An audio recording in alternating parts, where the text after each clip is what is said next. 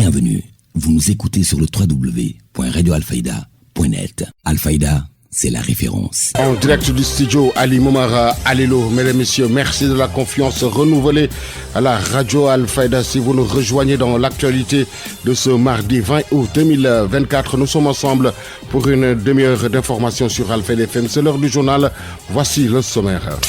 Changer le visage de Boudodi à travers un investissement humain pour marquer une rupture dans le cadre du changement systémique, une initiative de Dream Team Ziguinchor. La revue annuelle des réformes politiques, programmes et projets communautaires dont l'objectif est de favoriser l'accélération des réformes et l'exécution des politiques.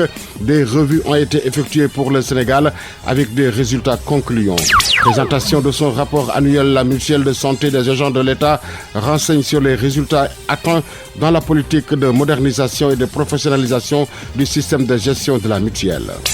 La revue annuelle des réformes politiques, programmes et projets communautaires dont l'objectif est de favoriser l'accélération des réformes et l'exécution des politiques. Des revues ont été effectuées pour le Sénégal avec des résultats concluants. Présentation de son rapport annuel, la mutuelle de santé des agents de l'État renseigne sur les résultats atteints dans la politique de modernisation et de professionnalisation du système de gestion de la mutuelle. En seconde partie, vous aurez l'actualité internationale, la page sportive et la revue des quotidiens qui mettront au terme à ces 12 heures. Mesdames et messieurs, gardez votre confort d'écoute. Le développement, c'est dans une poignée de secondes.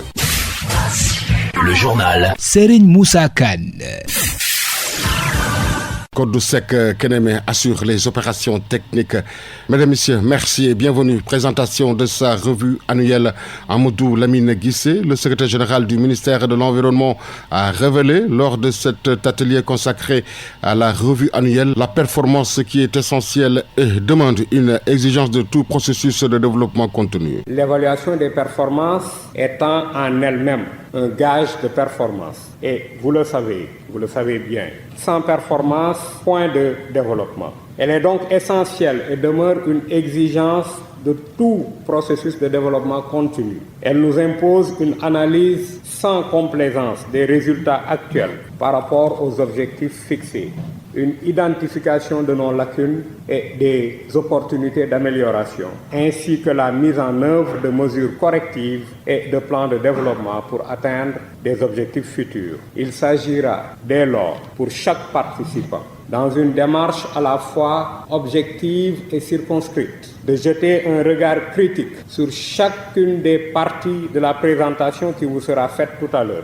pour faire ressortir tous les éléments d'appréciation et niches de performance, dans le dessein de davantage aider le département à jouer pleinement le rôle qui est attendu de lui, notamment dans la prise en charge adéquate des nombreuses préoccupations de l'heure liées à l'environnement et à toutes ses implications et corollaires. Le ministère en charge de ce secteur, de l'environnement, du développement durable et de la transition écologique, entend ainsi, à travers de tels process, trouver les moyens de renforcer son positionnement, son rayonnement et son efficacité pour mieux faire face à tous ces fléaux auxquels notre monde est confronté et qui risquent de compromettre le bien-être des générations futures. Lors de cet atelier consacré à la revue annuelle tenue à Dakar, le secrétaire général du ministère de l'Environnement, Amadou Lamine Guissé, revient sur les menaces sur les océans, terres et forêts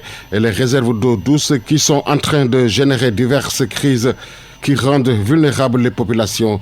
Réécoutons-le au micro de la radio Alfayda. Nous nous rendons compte que la nature n'a plus le temps de se reconstituer. Elle est en déclin. Pourtant, selon l'Union internationale pour la conservation de la nature, UICN, ce problème a été identifié dès 1972 à travers l'étude sur l'impact à long terme de la croissance économique et démographique, qui prévoyait que si la tendance qui se dessinait depuis la révolution industrielle devait se maintenir, les ressources naturelles allaient s'épuiser et causer de multiples conséquences sur les systèmes de production, le climat et le cadre de vie.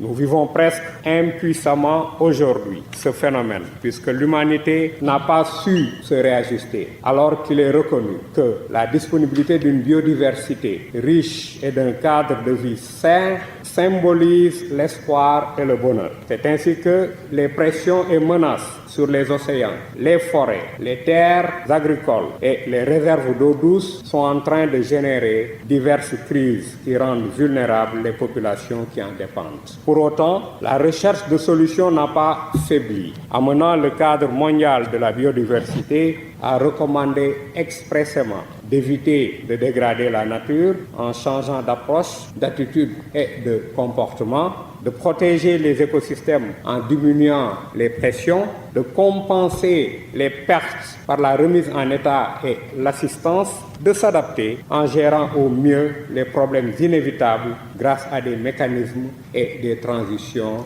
appropriées. Ainsi, le groupe d'experts intergouvernemental sur l'évolution du climat a, dans ce sillage, continué d'attirer l'attention et d'appeler à plus de responsabilité et de synergie. Toutefois, force est de constater que de gros efforts restent à faire. Au plan mondial, qu'on n'est pas parvenu à stopper significativement ni la pollution, ni les émissions de gaz à effet de serre, encore moins la perte d'habitat et d'espèces. C'est pourquoi les gouvernements sont appelés à plus d'efficacité et d'ambition afin de réduire les risques. À l'instant, Amadou Lamine Guissé, secrétaire général du ministère de l'Environnement. L'initiative pour la transparence dans les industries extractives, dont l'objectif est de renforcer la bonne gouvernance des ressources naturelles du Sénégal, qui a tenu un atelier avec les membres du groupe multiparti. Comment renforcer la compréhension? Oli Matassar, présidente du comité national de l'initiative pour la transparence des industries extractives. L'Afrique risque de supporter de façon disproportionnée les conséquences du changement climatique. Et nous savons aussi que nous avons une moindre résilience face aux inondations, à la sécheresse, à l'élévation du niveau de la mer qui entraîne une insécurité alimentaire avec peut-être des terres moins productives. Et dans tout cela, tout le continent, nous contribuons à 3, certains disent même 4% aux émissions des gaz à effet de serre. Donc nous ne sommes pas les plus gros pollueurs. Donc la question fondamentale est la suivante. Devons-nous donner la priorité à l'objectif de prévention du changement climatique ou bien celui de la lutte contre la pauvreté énergétique et l'accès à l'énergie pour tous? Il est évident, comme l'a dit l'honorable député Abbas Fall, que nous devons faire les deux dans un juste équilibre. Aujourd'hui, l'urgence de limiter les émissions de gaz à effet de serre est au cœur de la lutte contre le changement climatique et c'est un point essentiel de la transition énergétique. C'est pourquoi l'organisation de cette activité, dont l'objectif principal est de renforcer la compréhension des membres du groupe multipartite sur la manière dont ils peuvent soutenir la divulgation publique, la déclaration, comme l'a dit le directeur, des émissions et de participer en connaissant à un débat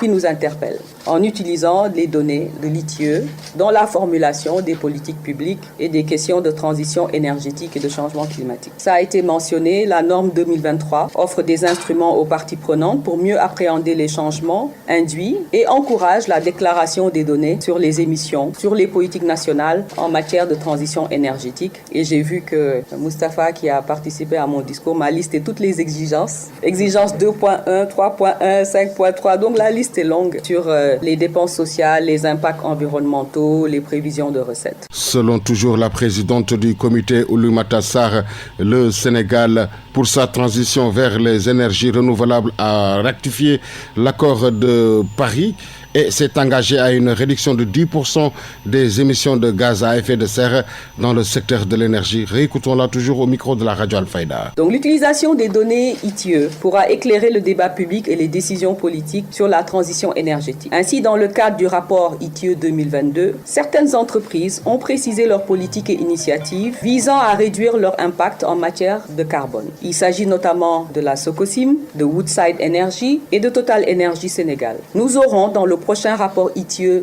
2023, en cours d'élaboration, de plus amples informations sur la transition énergétique. Mesdames et messieurs, notre pays, pour sa transition vers les énergies renouvelables, a ratifié l'accord de Paris en 2015 et dans sa contribution nationale déterminée de 2020, le Sénégal s'est engagé à une réduction de 10% des émissions de gaz à effet de serre dans le secteur de l'énergie à l'horizon 2030. Vous savez que le Sénégal fait partie des pays modèles à travers le monde puisque nous avons un mix énergétique de renouvelables de 30%, de plus de 30%. Nous faisons de l'hydraulique depuis Manantali et Diama. Vous vous souvenez, même quand on était à l'école, on nous apprenait cela. Nous avons la centrale éolienne de Taïbandiaï, que j'encourage beaucoup de personnes à aller visiter. C'est très impressionnant quand vous allez à Mboro, Diogo, etc. Et bien évidemment, nous avons plusieurs centrales solaires.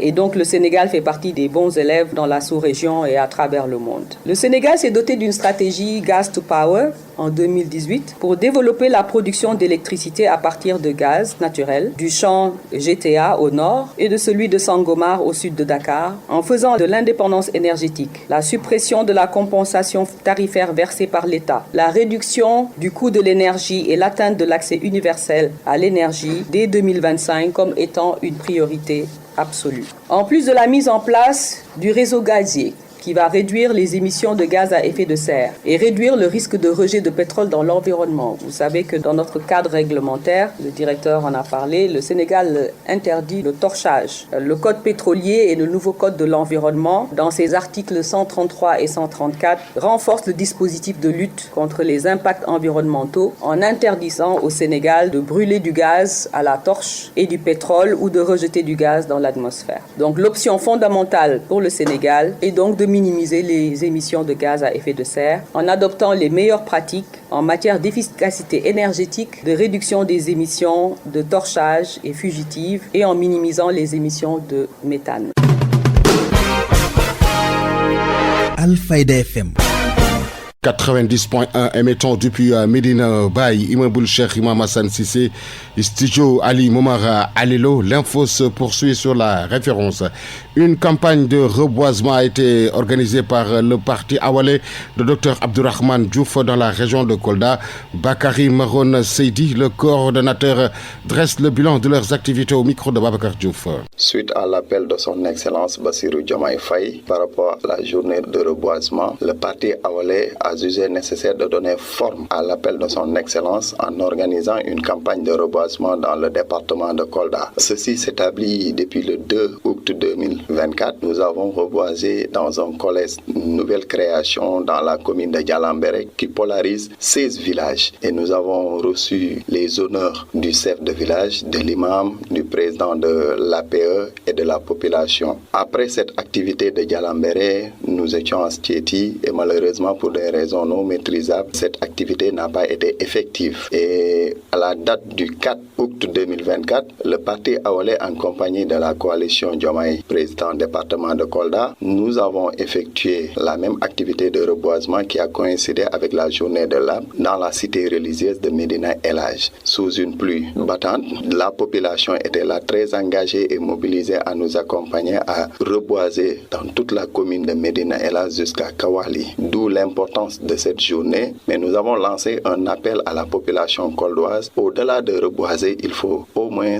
aller vers la préservation de l'environnement, car cette année, manguier étant l'arbre parrain, mais au-delà de son parrainage, l'arbre est un symbole de cohésion, de concordance et d'échange entre les populations. C'est pourquoi nous avons jugé nécessaire de lancer cet appel à la jeunesse coldoise de préserver l'environnement pour le bien de la cité, mais aussi pour un avenir meilleur et prometteur. Protection de l'environnement, les jeunes de Ziguinchor regroupés au sein d'une association Dream Team de protection de l'environnement ont changé le visage de la baie de Boudodi à travers un investissement humain. Suivons le compte rendu de Mohamed Sagna. Des jeunes de Ziguinchor regroupés autour d'une association de protection de l'environnement ont changé le visage de la baie de Boudodi à travers un investissement humain. Objectif: protéger cet espace afin de permettre aux Ziguinchorois de profiter du fleuve Casamance. Boubacar Malo en est l'initiateur. Green Team Ziguinchor, c'est une sorte de plateforme qui regroupe toutes les structures à la base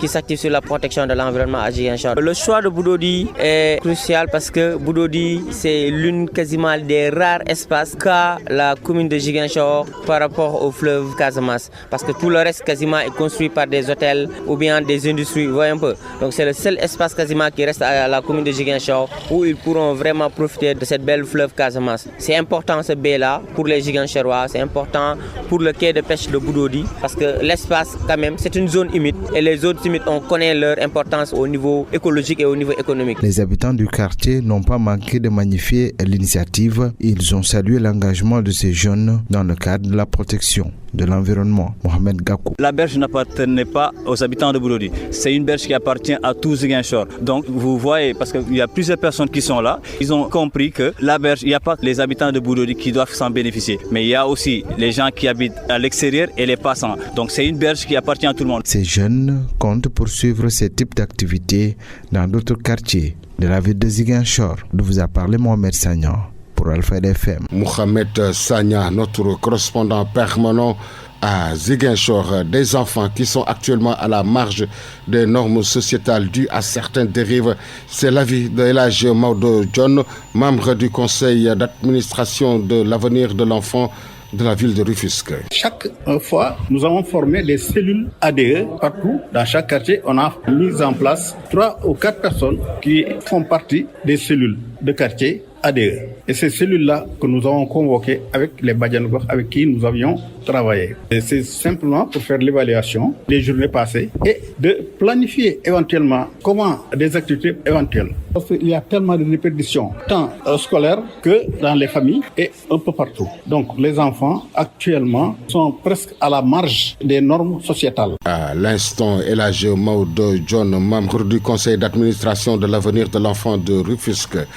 Le centre Guindi, un havre de paix pour les mômes égarés, leur permet de retrouver le fil de la vie normale pour les enfants en situation difficile. Malgré la volonté, il y a peu de place pour qu'ils réussissent sa mission. Cheikh Thioune, il est le directeur du centre Guindi. Les enfants que nous accueillons viennent d'origines différentes. Donc forcément, il y a des enfants du point de vue comportemental, des fois ils posent problème, mais on essaie donc pour un temps soit peu, donc essayer au moins de les ramener à raison et au moins de les pousser à adopter un certain comportement pour pouvoir rester au centre. Donc il y a aussi des fois des problèmes d'ordre budgétaire parce qu'il nous arrive des fois d'avoir un nombre pléthore d'enfants. Donc avec la prise en charge, parce que vous n'êtes pas sans savoir, l'accueil, il y a la prise en charge en hébergement, donc restauration, habillement, tout ça c'est assuré par le centre. L'actualité régionale, nationale, c'est sur Alfayda FM 90.1. Alfayda FM, la référence, la radio qui vous informe partout où que vous soyez dans le monde. La mutuelle de santé des agents de l'État du Sénégal, MSA, a procédé à la présentation publique de son rapport annuel devant plusieurs autorités administratives et sanitaires. Babacar Ngom, il est le président de la mutuelle de santé des agents de l'État du Sénégal. La mutuelle de santé des agents de l'État est une mutuelle complémentaire à adhésion volontaire qui assure le remboursement total du 5e des frais de consultation médicale non couverts par l'État pour ses agents et le remboursement partiel des frais de médicaments, 65% pour les génériques et 50% pour les spécialités et qui sont achetés par les travailleurs mais non couverts par l'État, les médicaments. Elle a donc pour mission d'accompagner les agents de l'État et les membres de leur famille dans leur prise en charge sanitaire. Les ressources de la MSAE proviennent essentiellement des cotisations de ses membres. Elle ne reçoit pas de subvention de l'État, à part la subvention de départ qui datait de 2003. En dehors de la prise en charge des frais de santé de ses membres, notre mutuelle contribue à la couverture sanitaire universelle des populations non adhérentes, à travers ses propres structures de soins et des campagnes de santé gratuites organisées au profit des populations. Pour une meilleure atteinte de ces objectifs, la mutuelle a adopté un plan stratégique de développement sur l'horizon 2022-2026. La cérémonie qui nous réunit aujourd'hui donc a pour objectif de faire la présentation présentation publique du bilan d'exécution à mi-parcours de ce plan stratégique de développement qui couvre la période 2022-2024. Elle est pleine de sens et de symboles pour les mutualistes que nous sommes, car elle marque une étape importante dans le processus de réforme globale du système de gestion de notre mutuelle, réforme engagée par nos instances depuis notre Assemblée générale qui s'est tenue le 17 septembre 2021. Babacar Ngom, président de la mutuelle en 2023, plusieurs acquis ont été enregistrés selon le président Babacar Ngom.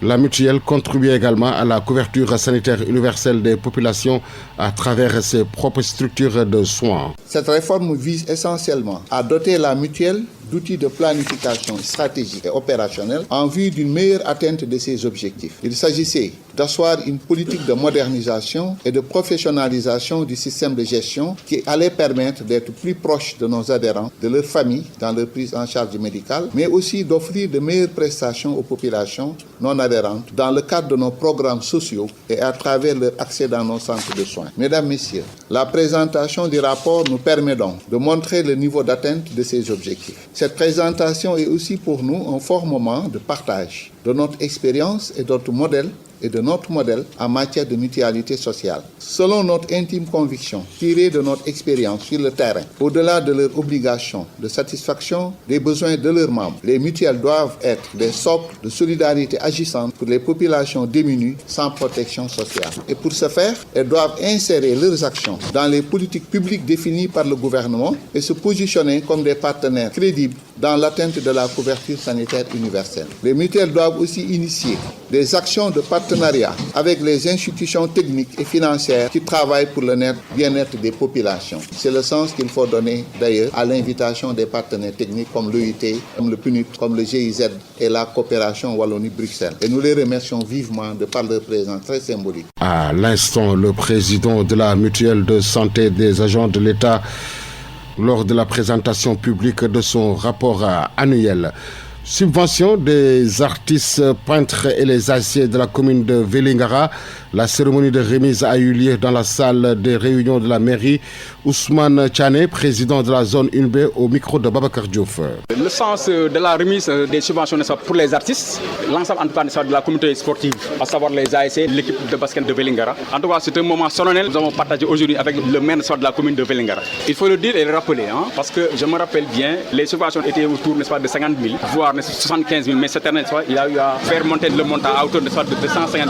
Les zones également ont été subventionnées à hauteur de 150 000. Donc c'est une prouesse quand même, il faut le dire. C'est une subvention qui est venue en son heure. Parce que souvent, c'est à la fin de la saison que nous recevions les subventions. Mais cette année, il a jugé nécessaire d'accompagner les ASC, les artistes, les basketteurs aussi, avant même l'entame du championnat populaire. Donc c'est un geste que nous saluons à sa juste valeur. Bien sûr, il faut le dire, parce que le maire a montré l'exemple. Donc il va falloir que les autres autorités locales suivent l'exemple du maire. En tout cas, c'est un geste que nous saluons et nous remercions les maires. Maintenant, les années à venir, que le montant soit revu à la hausse. Parce que aussi les ASC rencontrent d'énormes difficultés. Nous tous nous savons que le championnat populaire, ce n'est pas une chose à faire. Un seul match pour le préparer tourne autour de 50 000, voire même plus. Donc 150 000 pour les zones, 100 000 francs pour les ASC. On n'ose pas cracher là-dessus, certes, mais aussi nous aimerions que le montant soit revu. Ousmane Tchane, président de la zone 1B. Cette cérémonie s'est déroulée sous la présidence effective de nombreuses autorités locales. Moussa Diallo, il est conseiller au maire qui réagit au micro de Babacar Diouf. La commune de Vélingara qui a eu à donner les subventions aux ASC de la commune de Vélingara. Comme il le dit tout de suite le président de la zone, il faut d'abord féliciter le maire parce que d'habitude nous avons toujours reçu les subventions après le championnat, mais pour cette année nous avons pu discuter avec le maire afin que les subventions puissent être dégagées avant même le démarrage des compétitions pour permettre aux ASC de bien se préparer afin d'affronter le mouvement navétane. Je pense qu'aujourd'hui c'est une chose qui est réalisée et je pense que le maire a eu à prendre 30 ASC de la commune qui ont eu des subventions de 100 000 francs par équipe. Ensuite le maire a donné une subvention de 600 000 francs au club Carole de Vélingara, une subvention de 200 000 francs au club de basketball de Vélingara et aussi une subvention de 200 000 francs au club des artistes, le club Escale de Vélingara. Le maire a aussi donné une subvention aux artistes de la commune de Vélingara et il projette aussi de donner une autre subvention aux communicateurs traditionnels. Je pense que c'est une enveloppe globale de 8 millions que le maire aujourd'hui a eu à distribuer. Et ce qu'il faut saluer aussi, le maire a rappelé l'initiative qui a été en tout cas prise pour refaire les projecteurs au niveau du stade. Inch'Allah, l'entrepreneur l'entrepreneur est venu jusqu'ici. Ils ont lancé le marché. Je pense qu'Inch'Allah, incessamment, l'entreprise sera sur place pour démarrer le chantier du stade et des projecteurs pour que les gens puissent compétir normalement. L'audience du tribunal de grande instance de Kaolack hier, chronique judiciaire avec Nefatou Cissé. Des 4 dossiers inscrits au rôle, un seul a été examiné. Les 3 autres, pour divers motifs, ont été renvoyés à l'audience du 23 septembre prochain. Un peu plus tôt, avant la tenue d'un procès de viol sur mineur dont la sentence sera connue. C'est une affaire montée de toutes pièces et qui font semer le doute. Puisque le doute profite aux prévenus, nous avons sollicité donc l'acquittement au bénéfice du doute. Malheureusement, nous n'avons pas été suivis par le tribunal qui donc a estimé que Badara Thiam est coupable des faits qui lui sont reprochés et donc l'a condamné à 4 ans de réclusion criminelle. Pour viol sur mineur, on voit que le procureur a requis dans ce sens 4 ans. Oui, il faut comprendre que c'est vrai, le procureur a requéré 4 ans de prison pour une infraction criminelle, donc la peine varie entre 10 et 20 ans.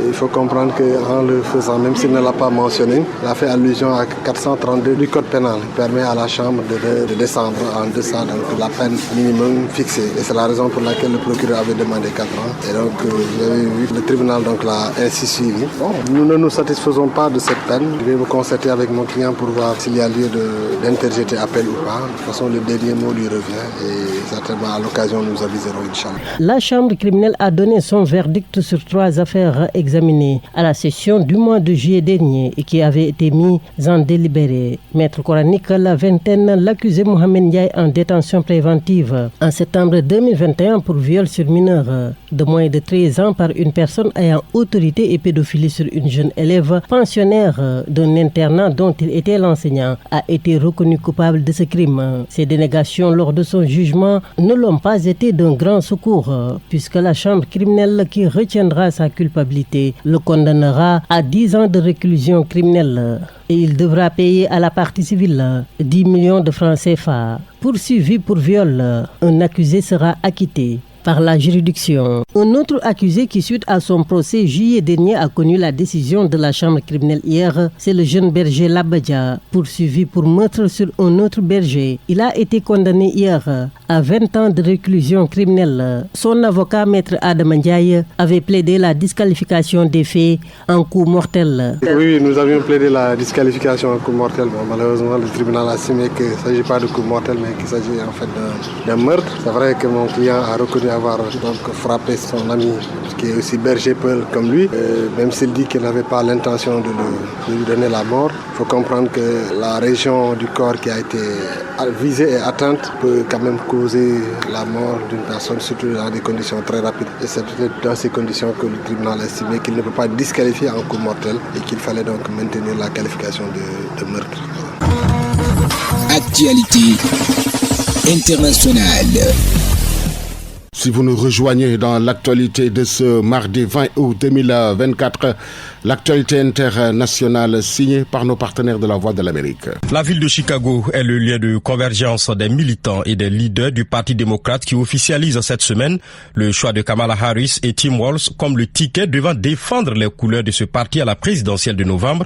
La première nuit a été marquée par les discours de personnalités comme Hillary Clinton, mais aussi et surtout Joe Biden, le président américain qui a renoncé à se présenter. Actualité internationale.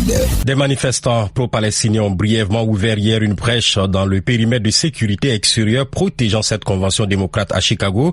C'est ce qu'a reconnu la police quelques heures avant que Joe Biden n'y prenne la parole pour passer la main à Kamala Harris. Une centaine de personnes ont quitté la foule principale composée de milliers de manifestants contre le soutien américain à Israël et s'en sont pris à une barrière de police qui entoure le United Center. Enceinte sportive où se tient la grand-messe démocrate, Joe Biden a déclaré que ces manifestants pro-palestiniens ont des arguments à faire valoir, ajoutant que beaucoup de personnes innocentes ont été tuées côté palestinien et israélien. Actualité internationale. Les États-Unis ont pointé du doigt hier la responsabilité de l'Iran dans plusieurs tentatives de pirates informatiques contre les campagnes présidentielles de Donald Trump et Kamala Harris. Nous avons constaté des activités plus agressives de l'Iran durant ce cycle électoral, indique dans un communiqué conjoint la police fédérale FBI. Le bureau de la directrice du renseignement renseignement national et l'agence de cybersécurité et de sécurité des infrastructures. Le renseignement américain estime que des agents iraniens ont tenté de contacter des individus avec un accès direct aux campagnes présidentielles des deux partis. Actualité internationale. La République démocratique du Congo espère recevoir les premières doses de vaccins contre l'épidémie de Mpox la semaine prochaine. Dans ce pays, la maladie a déjà fait au moins 570 morts selon les autorités. Les discussions sur le Soudan qui se déroulent en Suisse sur l'élargissement de l'accès humanitaire visent en priorité à rouvrir 3 routes, a indiqué lundi l'envoyé spécial américain Tom Perriello. Actualité internationale. Les États-Unis ont annoncé hier avoir approuvé la vente de 36 hélicoptères d'attaque Apache ainsi que du matériel lié à la Corée du Sud pour un total d'environ 3,5 milliards de dollars.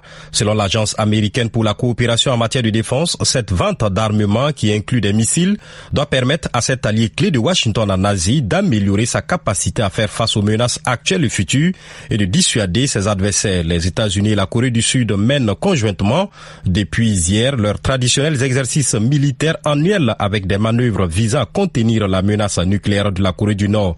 L'exercice nommé Ulchi Freedom Shield doit s'achever le 29 août. Actualité internationale. Le mania britannique de la tech Mike Lynch, surnommé le Bill Gates britannique, fait partie des 6 personnes ayant disparu dans le naufrage d'un super yacht de luxe. L'appareil a sombré avec 22 passagers et membres d'équipage à bord, surpris par une tempête dans la nuit de dimanche à lundi. Et sport.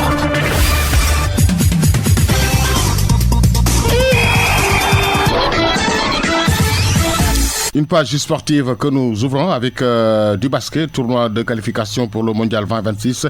Après sa victoire hier face à l'Hongrie, les Lions, pour une deuxième victoire, jouent le Brésil ce soir à 18h. Voici la réaction du coach adjoint Modjen Fall. Le Sénégal a joué un match physique à un moment donné, parce qu'à un moment donné, il fallait donc les pousser à la faute. On a bien défendu donc sur la Hongrie, les prenant donc à 2 donc sur les côtés, les poussent donc à faire donc des pertes de balles, ce qu'on exploite donc en premier quart-temps, en deuxième quart-temps, et aller donc à la mise en 7 points d'écart. Et à un moment donné, donc, on a confondu vitesse et précipitation de notre côté. Il fallait donc, dès lors qu'on avait mené donc de 14 points, j'ai donc les attaques, 24 secondes, c'est pourquoi en basketball, tourner donc la boule, les pousser donc à la fois, aller donc vers les lancers francs. Mais j'ai dit que les filles voulaient donc tuer le match. On les a gagnés à l'usure. Mais ce qu'il y a lieu de reconnaître, c'est aujourd'hui, on a défendu sur une grande donc, qui mesure donc 2,8 m, une grande qui nous a beaucoup gêné. Mais à un moment donné, on l'a relayé. La victoire qui est extrêmement importante en début de compétition, cela donc nous permettra donc d'avoir un mental et de pouvoir donc gérer donc le match à venir. À Saint-Louis du Sénégal, où s'est tenue la traditionnelle régate de Saint-Louis, le président de la commission paritaire, Elhadji Mokhtar Gueye, demande plus de considération. Il l'a fait savoir lors de la finale au micro de Bara Diop.